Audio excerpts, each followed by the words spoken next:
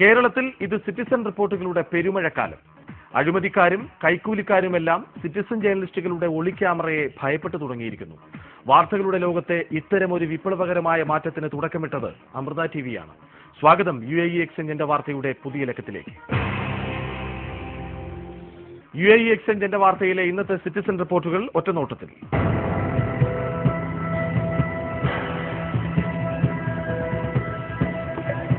കർണാടകയിൽ പഠിക്കാൻ പോകുന്ന മലയാളി പെൺകുട്ടികൾ എത്രത്തോളം സുരക്ഷിതരാണ്? എന്റെ വാർത്ത ഇൻവെസ്റ്റിഗേഷൻ. മൈസൂരിൽ നിന്ന് സിറ്റിസൺ ജേർണലിസ്റ്റ് സരുൺ തോമസ്. മനസ്സിനെ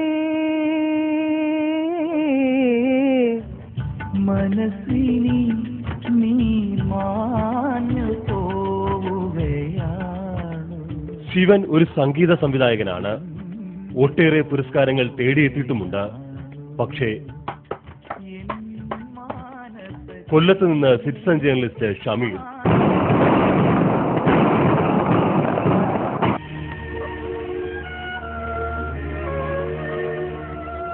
ഈ ദുരന്തം ഒഴിവാക്കാമായിരുന്നു അധികൃതർ വേണ്ട ശ്രദ്ധ കാട്ടിയിരുന്നെങ്കിൽ. ആലപ്പുഴയിൽ നിന്ന് സിറ്റിസൺ ജേർണലിസ്റ്റ് വിമൽ രവീന്ദ്രൻ.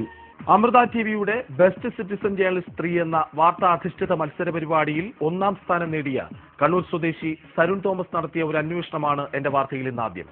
കർണാടകയിൽ ഉപരിപഠനത്തിന് പോകുന്ന മലയാളി പെൺകുട്ടികൾ എത്രത്തോളം സുരക്ഷിതരാണ്? എന്റെ വാർത്താ ഇൻവെസ്റ്റിഗേഷൻ.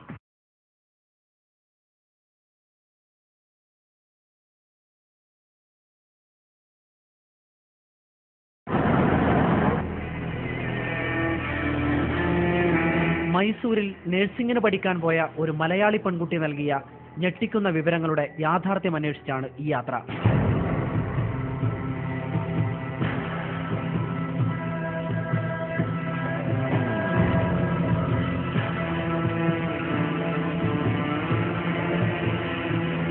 ഒരു പ്രണയത്തിനും അതിനെ തുടർന്നുണ്ടായ ചതിക്കും ബ്ലാക്ക്മെയിലിനും ഒടുവിൽ പതിവായി ക്ലാസ് മുറിയിൽ നിന്നും ഹോട്ടൽ മുറികളിലേക്ക് പോകേണ്ടി വരുന്ന ഒരു വിദ്യാർത്ഥിനി. എന്റെ വാർത്തയോട് അവൾ കരഞ്ഞു പറഞ്ഞത് കർണാടകയിൽ പഠിക്കാൻ പോകുന്ന ഒട്ടേറെ മലയാളി പെൺകുട്ടികൾ ഇത്തരത്തിൽ പെൺവാണിഭ റാക്കറ്റിന്റെ ചതിവലയിൽ കുടുങ്ങുന്നു എന്നാണ്.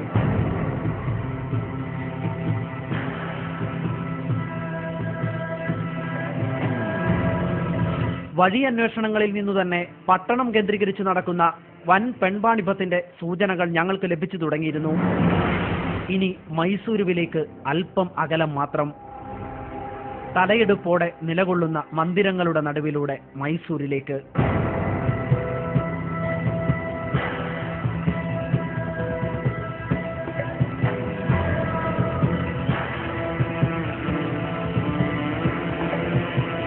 നഗരമധ്യത്തിലുള്ള ലോഡ്ജുകളിലേക്കായിരുന്നു ഞങ്ങളുടെ ആദ്യ യാത്ര.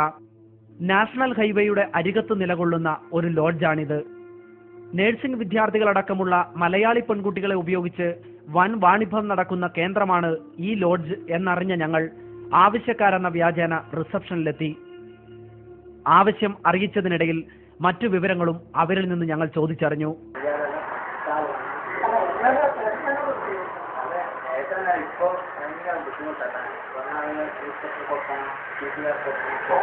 പോലീസ് പിടിക്കുമോ എന്ന ചോദ്യത്തിന് മാസം 15,000 രൂപ SP-ക്കും 5,000 ലോക്കൽ പോലീസിനും കൊടുക്കുന്നതുകൊണ്ട് അതുണ്ടാവില്ല എന്ന ഉറപ്പാണ് കിട്ടിയത്.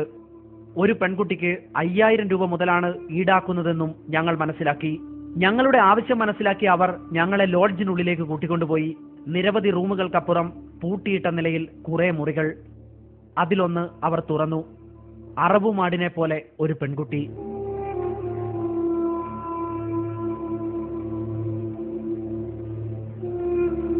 കാഴ്ചയിൽ ഒരു 18 വയസ്സ് തോന്നും.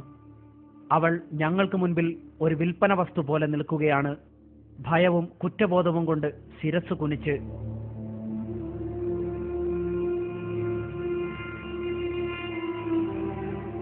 ഒരു മിനിറ്റിനുള്ളിൽ ഞങ്ങളോട് പുറത്തിറങ്ങാൻ പറഞ്ഞു. ഇനി പണം കൊണ്ട് കരാർ ഉറപ്പിക്കണം. ഞങ്ങൾ പുറത്തിറങ്ങിയ ഉടൻ ആ മുറി വീണ്ടും താഴിട്ട് പൂട്ടി. വീണ്ടും കാര്യങ്ങൾ സംസാരിക്കാൻ റിസപ്ഷനിലേക്ക്. കച്ചവടം ഉറപ്പിക്കുന്ന ഹോട്ടൽ ഉടമയുടെ കൈവിരലിൽ കറങ്ങുന്നത് നമ്മൾ മുൻപ് കണ്ട പെൺകുട്ടിയെ പൂട്ടിയിട്ട മുറിയുടെ താക്കോലാണ്. അല്ല, ആ പെൺകുട്ടിയുടെ മാനത്തിന്റെ താക്കോൽ. അല്പം കഴിഞ്ഞെത്താം എന്നറിയിച്ച് ഞങ്ങൾ വേഗം പുറത്തിറങ്ങി. വീണ്ടും നഗരത്തിലെത്തി ഓട്ടോറിക്ഷ ഡ്രൈവർമാരോട് തിരക്കിയപ്പോൾ ബാംഗ്ലൂർ റൂട്ടിൽ ഹൈവേയുടെ അരികത്തായുള്ള ധാബകളിൽ ഇത് സുലഭമാണെന്ന് ഞങ്ങൾ മനസ്സിലാക്കി. അടുത്ത യാത്ര ബാംഗ്ലൂർ ഹൈവേയിലൂടെ.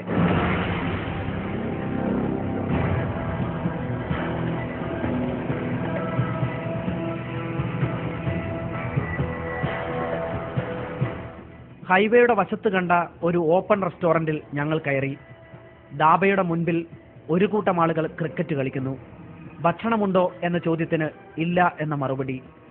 സ്ഥലം മാറിപ്പോയെന്ന് കരുതി തിരികെ വണ്ടിയിൽ കയറാനൊരുങ്ങിയ ഞങ്ങളോട് ധാബയിൽ നിന്നിറങ്ങി വന്ന ഒരാൾ എന്താ വേണ്ടതെന്ന് ചോദിച്ചു. ആവശ്യം പറഞ്ഞ ഞങ്ങളോട് ഉള്ളിൽ റെസ്റ്റോറന്റിൽ കയറിയിരിക്കാൻ അയാൾ പറഞ്ഞു. നിരവധി ക്യാബിനുകളുള്ള മനോഹരമായ ഒരു റെസ്റ്റോറന്റ്. പക്ഷേ പെൺകുട്ടികൾക്ക് വേണ്ടി 1-2 ആളുകൾ മാത്രം. അവരെ നിരീക്ഷിക്കാൻ ഗുണ്ടകളെ പോലെ കുറെ ചെറുപ്പക്കാർ. 3 മലയാളി പെൺകുട്ടികളെ വേണമെന്ന് ഞങ്ങൾ ആവശ്യപ്പെട്ടു. 10 മിനിറ്റ് കാത്തിരിക്കാൻ ഞങ്ങൾക്ക് നിർദ്ദേശം കിട്ടി. പുറത്ത് ഇപ്പോൾ കുട്ടികൾ എത്തുമെന്ന് മനസ്സിലാക്കിയ ഞങ്ങൾ വണ്ടിയിലുണ്ടായിരുന്ന ക്യാമറ ഓൺ ചെയ്തു. 10 മിനിറ്റിനുള്ളിൽ ധാബയിൽ നിന്നും പുറപ്പെട്ട 3 ബൈക്കുകളും തിരിച്ചെത്തി. 3ലും ഓരോ പെൺകുട്ടികൾ.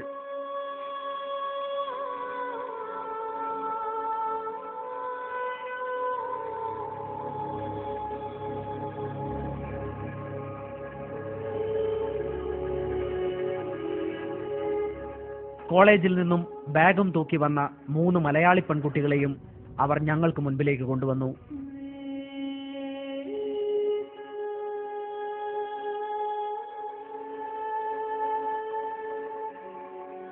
സംഗതി പന്തിയല്ലെന്ന് ബോധ്യപ്പെട്ട ഞങ്ങൾ ഇവരെ വേണ്ട എന്നറിയിച്ച് അവിടെ നിന്നും ഇറങ്ങി.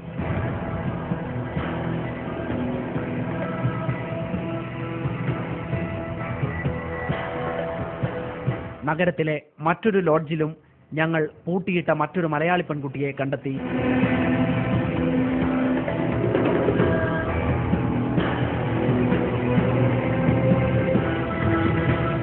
പൂജ എന്ന് പരിചയപ്പെടുത്തിയ ആ കുട്ടിയോട് ഞങ്ങൾ സംസാരിച്ചു. പാലക്കാട് സ്വദേശിനിയായ അവൾ കെണിയിലകപ്പെട്ടതാണെന്നും അവിടെ പൂട്ടിയിടപ്പെട്ടിട്ട് നാളുകളായെന്നും ഇനി രക്ഷപ്പെടാൻ കഴിയില്ലെന്നും നിറകണ്ണുകളോടെ ഞങ്ങളോട് പറഞ്ഞു. തിരികെ റിസപ്ഷനിലെത്തിയ ഞങ്ങൾ കണ്ടത് ഭക്ത്യാദരപൂർവ്വം സന്ധ്യാജപം നടത്തുന്ന ഹോട്ടൽ ഉടമയാണ്. പെൺകുട്ടികളുടെ മാനം വിറ്റ് പണമുണ്ടാക്കുന്നവർ ദൈവങ്ങളോട് പറയുന്നത് എന്തായിരിക്കും?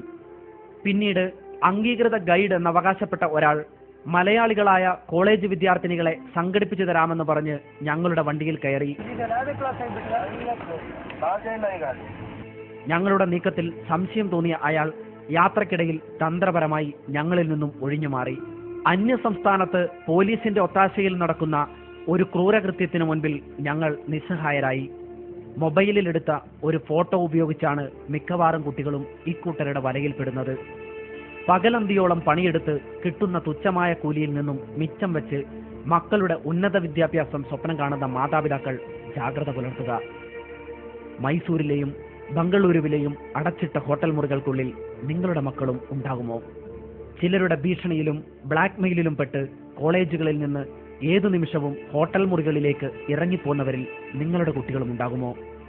ഞങ്ങൾ കണ്ടെത്തിയവരിൽ ചതിവലയിൽ അകപ്പെട്ടവർ മാത്രമല്ല, അന്യസംസ്ഥാനത്ത് ജീവിതം ആർഭാടപൂർണമാക്കാൻ സന്തോഷത്തോടെ സെക്സ് റാക്കറ്റുകൾക്കൊപ്പം കോളേജുകളിൽ നിന്നും ഹോസ്റ്റലുകളിൽ നിന്നും ഇറങ്ങിപ്പോകുന്ന മലയാളി പെൺകുട്ടികളുമുണ്ടെന്ന തിരിച്ചറിവ് ഞങ്ങളെ അത്ഭുതപ്പെടുത്തി. Citizen journalist Sarun Thomas. Citizen റിപ്പോർട്ടുകൾ തുടരും. ഒരു ചെറിയ ഇടവേളയ്ക്ക് ശേഷം.